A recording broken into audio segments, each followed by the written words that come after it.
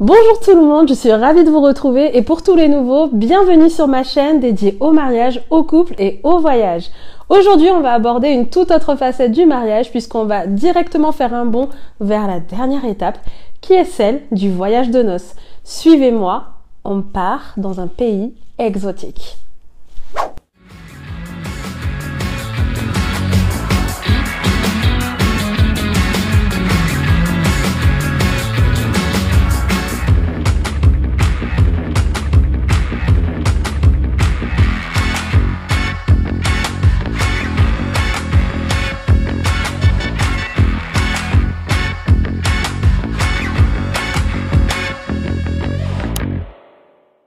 Vous le verrez, rien n'est vraiment suivi sur la chaîne, l'objectif étant de répondre à toutes les étapes du mariage, peu importe là où vous en êtes. C'est pour cette raison que j'ai décidé de vous parler voyage aujourd'hui, une de mes plus grosses passions et un thème qui arrive assez fréquemment, voire systématiquement, à l'issue de sa plus grosse organisation du mariage, le fameux voyage de noces. Aujourd'hui, je vous emmène dans une destination qui a été pour nous notre second voyage de noces, puisque oui, on a dû faire un choix. Moi, je voulais partir en Asie, lui, il voulait partir soit en Amérique latine ou en Amérique centrale. On s'est dit, on va faire les deux. Et c'est pour cette raison que je vous parle du voyage de noces qui nous a marqué le plus à tous les deux. Autrement dit, le Mexique. Dans cette vidéo, je vais vous raconter les différentes étapes que nous avons suivies de notre côté pour ce voyage de noces. Cela vous permettra certainement de vous projeter si vous envisagez d'aller là-bas. Je vous donnerai également quelques tips et quelques conseils afin de peaufiner, d'organiser votre voyage au mieux. Notre voyage a débuté avec une arrivée à Cancun. Tout le monde connaît Cancun. Alors de notre côté, nous étions hors saison, ce qui n'était pas plus mal, ce qui veut dire qu'il n'y avait pas tous les Américains qui étaient sortis. Cancun, ça a été pour nous l'étape qui nous a permis de réellement commencer notre voyage 3 jours plus tard. En revanche, si vous décidez de vous arrêter à Cancun, sachez que cette ville est méga touristique. La plage est sublime, certes, mais je trouve qu'elle n'est pas si authentique que ça par rapport à tout ce qu'on a pu voir en fait du Mexique.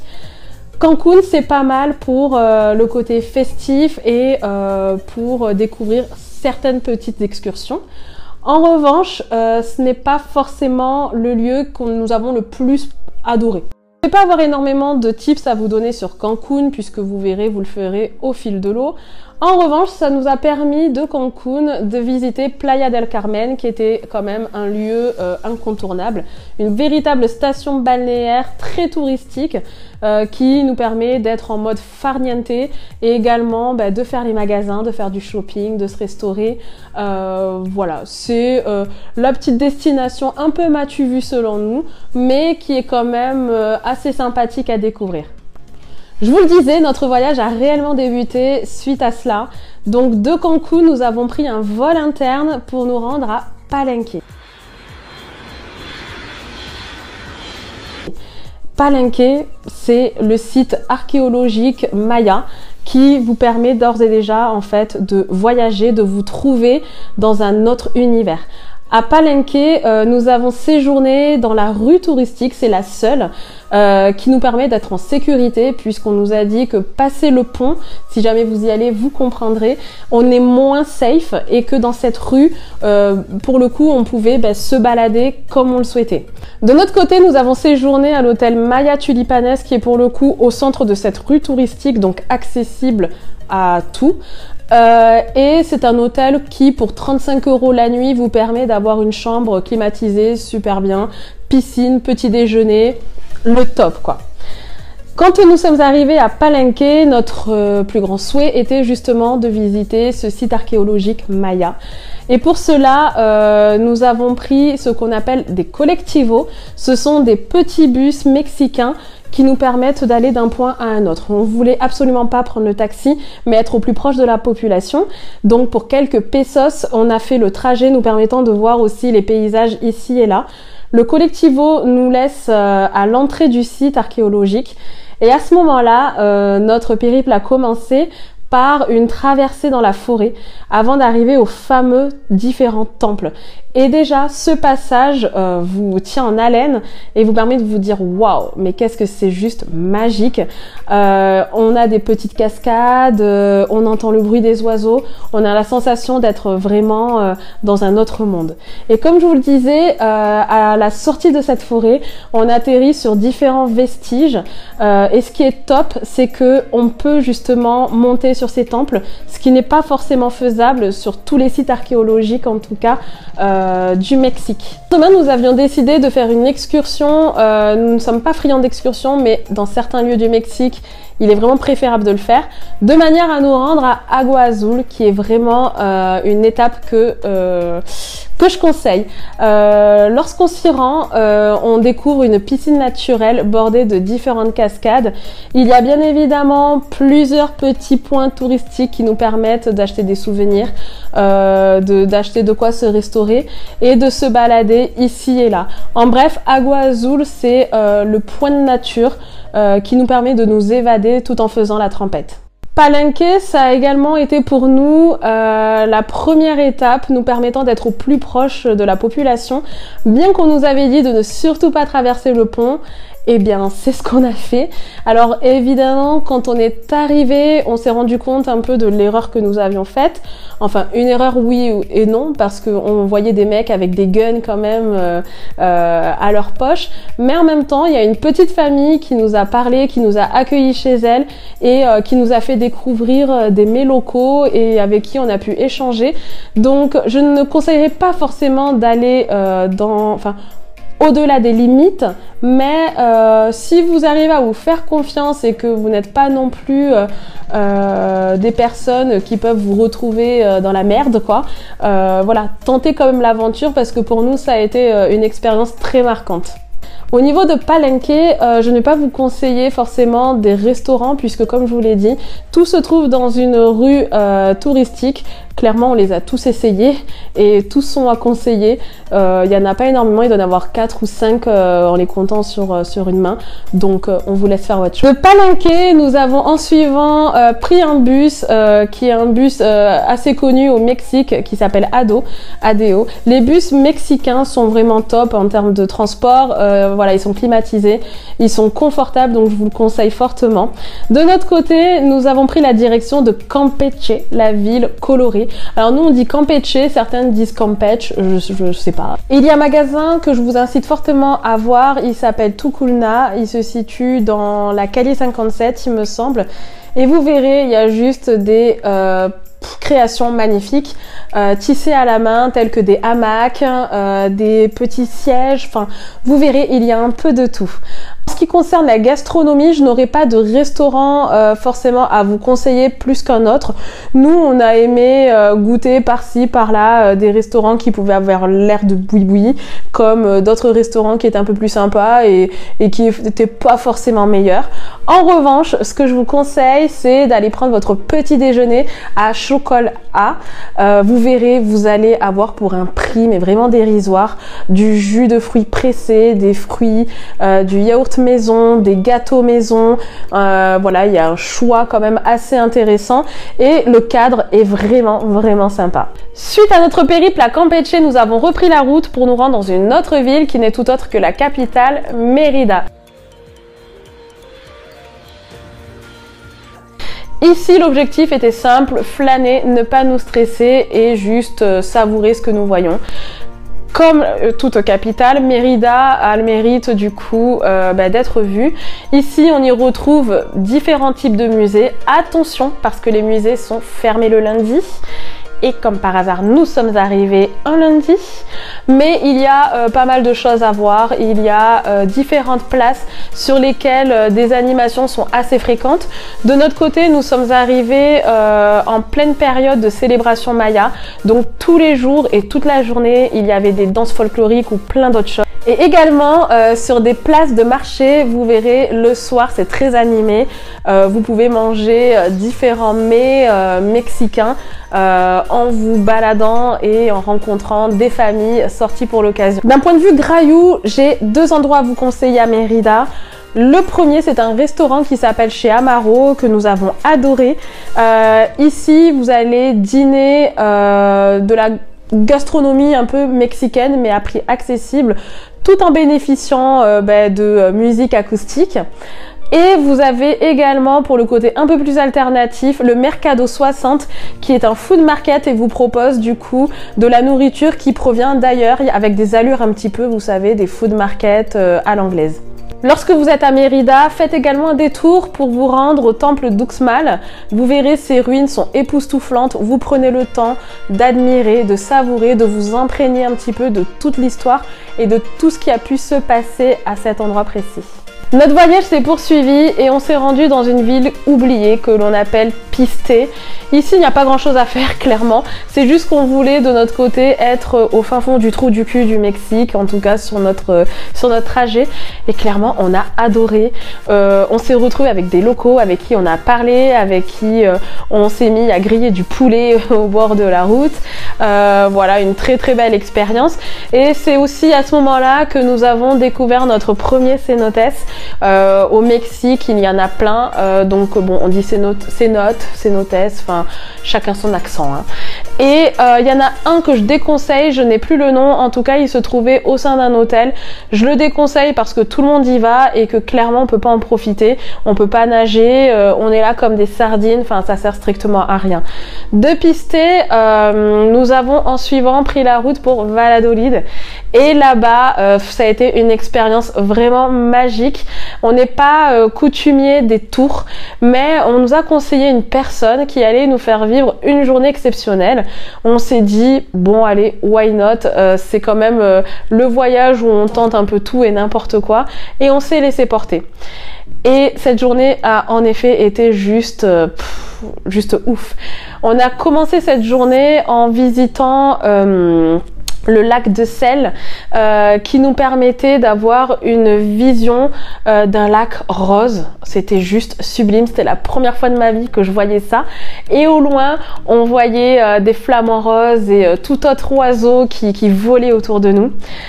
Suite à cela, nous avons pris la route pour aller nous rendre à Rio Lagartos.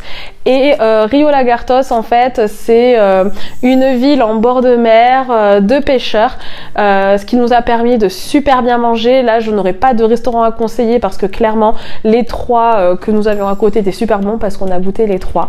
Mais de Rio Lagartos, nous avons pris un petit bateau qui nous a fait faire une excursion sur un petit îlot qui permettait en fait d'extraire de l'argile naturelle. Expérience de ouf en fait.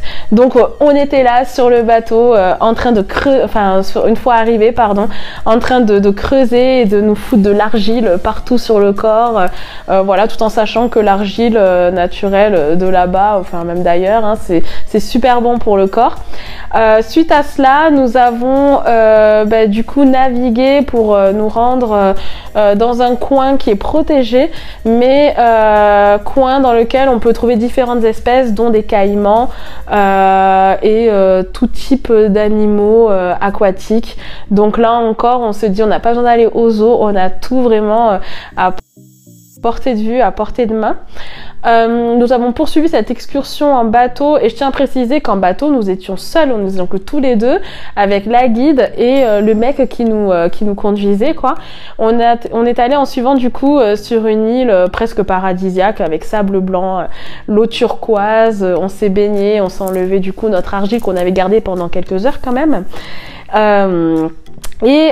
Suite à cette excursion, nous avons fait un autre temple qui n'a pas été mon favori pour le coup, celui-là, donc je le conseillerais pas spécialement. Déjà, on s'est senti un peu mal à l'aise parce que pour se rendre à ce temple, on est obligé du coup de louer des sortes de transports. En fait, à des mecs qui sont là en train de pédaler et de se tuer à la santé en fait pour nous traîner. Et pour moi, c'était trop gênant quoi. J'avais l'impression d'être je sais pas, d'abuser d'eux, sachant qu'il faisait une chaleur à crever et le temple n'était pas ouf, le cénote n'était pas ouf non plus.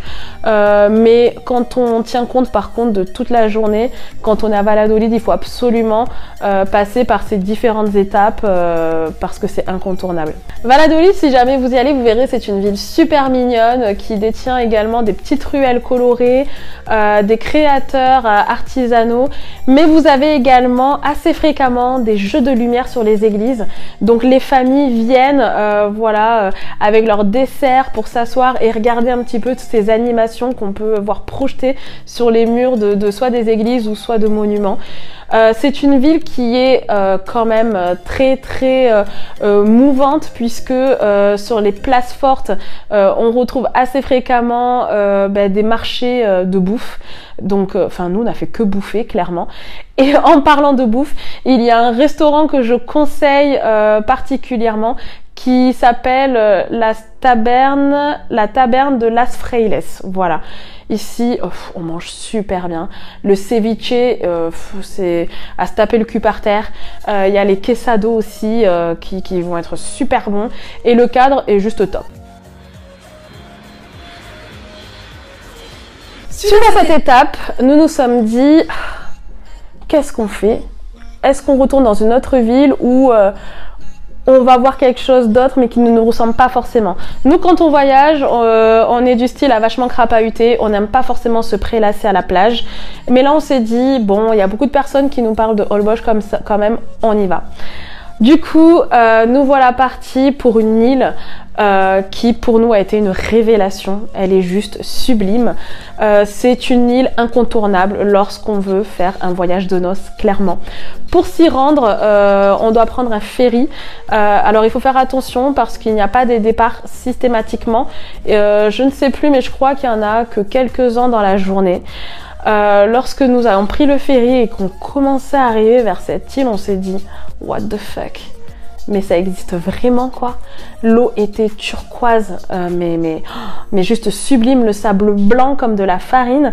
On avait pris un hôtel à la va-vite que je ne vous conseillerais pas, mais qui était en bord de plage. Autant vous dire qu'on avait pratiquement les pieds dans l'eau. Holbox, c'est juste une île magique. Ici, il n'y a pas non plus énormément de choses à faire, mais si vous aimez les sports aquatiques, vous pouvez clairement faire du snorkeling. Il y a plein de choses à faire d'un point de vue aquatique, dans la mesure où moi j'ai une grosse phobie. Je pourrais pas vous donner plus de détails parce que j'ai rien fait de tout ça. Mais par contre, vous verrez, Holbox, c'est le lieu où vous pouvez vous prélasser au-dessus de cette eau turquoise avec des hamacs mis spécialement en fait dans l'eau. Donc voilà, vous pouvez lire pépouze en baladant votre pied. Vous pouvez également vous balader à vélo. La particularité d'Holbox, c'est que les voitures sont interdites. Donc soit on circule en voiture de golfette, à pied ou à vélo, clairement, et c'est pas plus mal. Également, de manière à ce que ce ne soit pas non plus une île de débandade, les boîtes de nuit sont interdites, donc on va uniquement retrouver des petits bars sympas et des bars vraiment animés, puisque le soir, on voit plusieurs personnes danser la salsa ou la bachata dans les rues, avec d'autres personnes qui les regardent en picolant. Enfin, vraiment, cette île est juste sublime. Moi, clairement, on devait y faire uniquement 3 jours, finalement, on a fait 5 jours pleins. Je me suis faite masser tous les jours, matin et soir. Je crois que c'était l'équivalent de 5 € le massage. Massage sur la plage, on entendait le bruit des vagues. Holbox, j'ai pas mal de choses à conseiller. Il y a déjà la pizzeria qui s'appelle le Roots, qui vous permettra de déguster des pizzas aux langoustes, une grosse tuerie.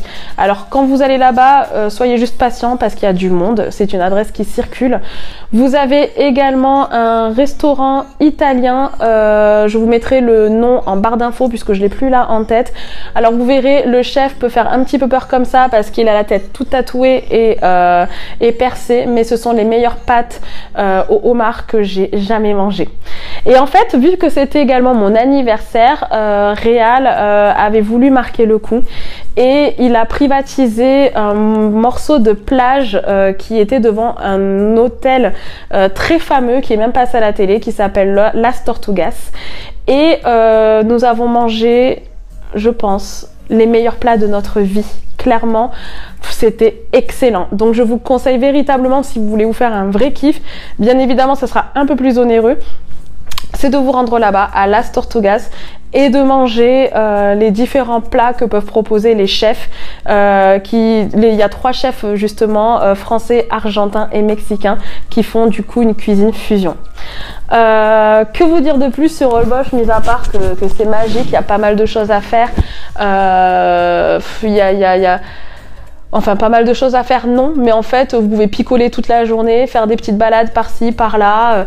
Il y a des petits magasins à voir, mais voilà. Enfin, moi, je crois que ça a été le plus beau moment de mon séjour au Mexique. Notre voyage s'est achevé avec cette escale à Tulum. C'était la destination que j'attendais le plus et qui pour le coup m'a le plus déçue personnellement. Je pense que c'est parce que je le voyais pas mal sur 50 minutes inside et tout ce bordel. Et clairement, en fait, si vous voulez, Tulum est divisé en 2. Vous avez la partie très touristique, voire américanisée, avec tous les resorts, les gros hôtels, etc. Malheureusement, on a mal intuité et c'est là où on était. Et il y a la partie qui est beaucoup plus accessible, enfin qui du coup est assez accessible à la population locale, et entre les deux c'est assez long en fait pour s'y rendre. Donc si vous voulez, Tulum, nous lorsque nous y sommes allés, il y avait eu un petit problème puisque il y avait des algues toxiques, ce qui faisait que la mer n'était pas du tout turquoise, on ne pouvait pas s'y baigner. D'autant plus que nous avions prévu de prendre une nuit dans un hôtel qui coûte une blinde sa mère. Donc on se dit que quand tu payes une nuit à presque 600 € et que tu peux pas profiter de la mer, ça fout les boules. En revanche, si vous voulez vous faire un kiff, je vous laisse regarder cet hôtel qui est éco-responsable mais luxueux à la fois. J'avoue, il est fou. Tulum pour nous c'était la ville des Américains. Les prix sont démesurés, un hamburger tu le payes limite 20 balles. Et on a visité de nouveau un temple maya, mais on était comme des sardines entassées à se suivre à la queue leu-leu. Enfin, il n'y a rien d'authentique. J'ai pas forcément un super souvenir de Tulum de mon côté. Je n'ai pas forcément de choses non plus à conseiller. Vous retrouverez peut-être sur d'autres blogs, enfin voilà, d'autres expériences, hein, forcément. En tout cas, c'est pas ce que je revendique le plus. Voilà les différentes informations liées à notre second voyage de noces au Mexique. J'espère que si vous envisagez d'aller là-bas, cela vous permettra d'en savoir davantage, ou en tout cas que ça vous a donné envie. N'hésitez pas à me dire en commentaire si vous avez d'ores et déjà de votre côté des idées de voyage, ou voilà, me dire si vous avez des choses à conseiller parce que vous avez été au Mexique. En tout cas, on se dit à très bientôt, et avant de partir, n'oubliez pas de vous abonner, d'activer la cloche pour ne rien rater. À bientôt vous tous. Sayonara.